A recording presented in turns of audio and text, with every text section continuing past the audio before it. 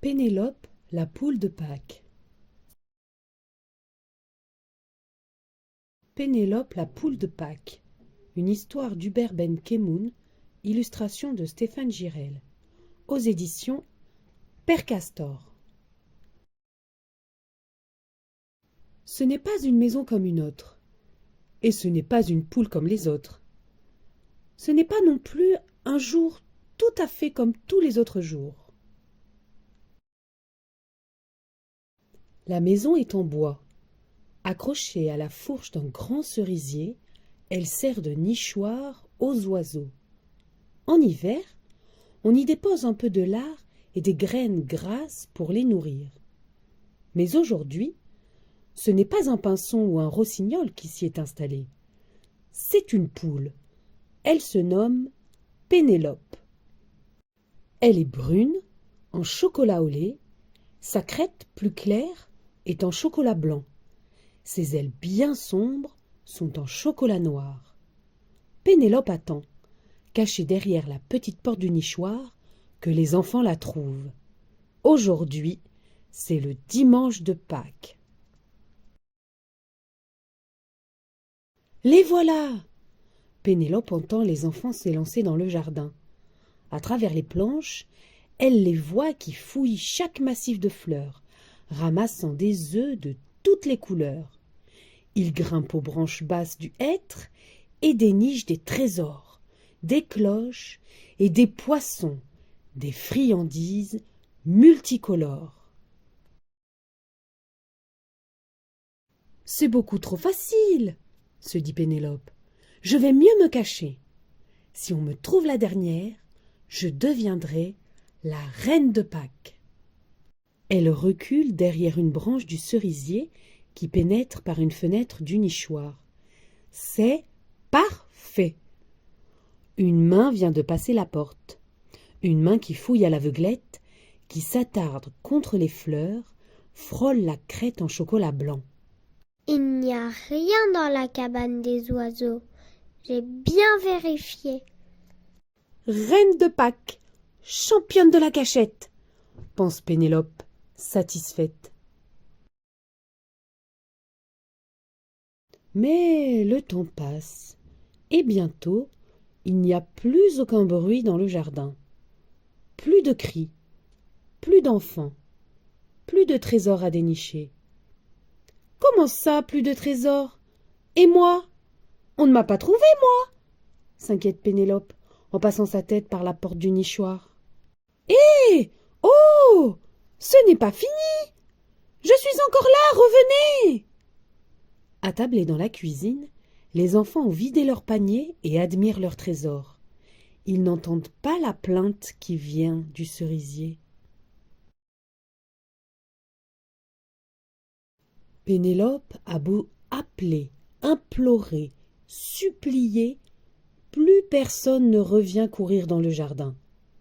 Et lorsque la nuit tombe sur la maison des oiseaux et sur le dimanche de Pâques, la pauvre poule en chocolat n'a plus de voix tant elle a crié, plus de larmes tant elle en a versé. Pénélope a froid, Pénélope a faim. Elle se sent abandonnée. Alors, elle se pelotonne contre les feuilles de la branche du cerisier et picore quelques graines oubliées. Sa tête repliée sous son aile, Pénélope s'endort. Elle rêve qu'elle s'envole pour aller se poser dans un immense panier, débordant de chocolat multicolore et aux formes étranges.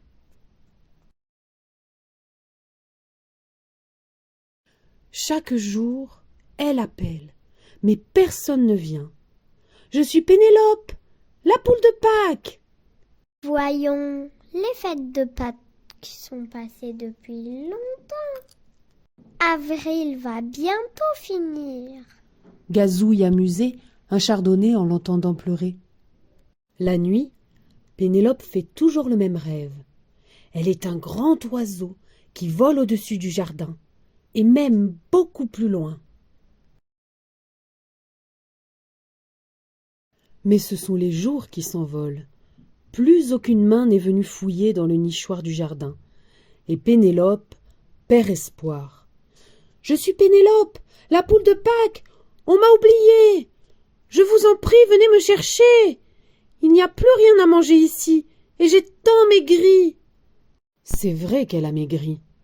Le doux soleil de printemps l'a fait fondre chaque jour un peu plus, et à présent, elle n'a plus que la taille d'un coucou. Personne ne viendra avant de bien longs mois. Demain, c'est le mois de mai, chuchote la lune en aiguisant les pointes de son croissant brillant. Le mois de mai, il va faire de plus en plus chaud. Je suis perdue. À son réveil, la toute petite Pénélope est devenue blanche. Quel étrange plumage! Les pétales de fleurs du cerisier recouvrent partout le chocolat. Quel genre d'oiseau es-tu? Et quel drôle de parfum! Chante un rouge-gorge en se posant à la porte du nichoir. Viens avec moi. Aujourd'hui sera une magnifique journée. Mais je ne sais pas voler, murmure timidement Pénélope. Pas voler? Avec autant de plumes? Ça m'étonnerait. Perchée au bord du nichoir, Pénélope a peur de se rompre le cou. Mais elle sait aussi qu'elle n'a plus rien à perdre. Le soleil de cette belle journée finira de la faire fondre. Alors, tout doucement, en tremblant, elle déploie ses ailes en fleurs de cerisier, relève un peu sa tête, dresse sa crête blanche, s'élance et s'envole. « Je vole !» s'exclame Pénélope, surprise et heureuse. Jouant avec les courants d'air, franchissant les murs des jardins, passant d'un seul coup d'aile de la cime d'un arbre au toit d'une maison, elle flotte dans le grand océan du ciel. Elle vole ainsi de longs jours durant. Parfois, lorsque quelques-unes de ses plumes de pétales se détachent, elle va se blottir sur les branches des pêchers, des pommiers ou des poiriers, et s'envole, parée d'un tout nouveau plumage. Dans chaque jardin, dans chaque arbre, dans chaque buisson, savez-vous ce qu'elle fait? Pénélope pond un œuf, un tout petit œuf. Parfois il est tout clair, en chocolat au lait, parfois bien sombre, en chocolat noir. Le plus souvent, il est blanc et bien parfumé. Cachés un peu partout, ces œufs attendent que les enfants les ramassent le dimanche de Pâques. Ils ont un goût de pomme, de poire ou bien de pêche, mais beaucoup plus souvent une saveur de cerise. Et Pénélope?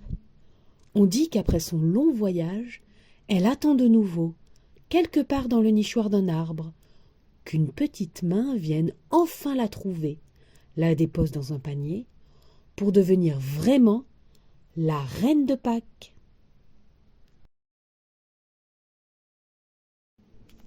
Fin.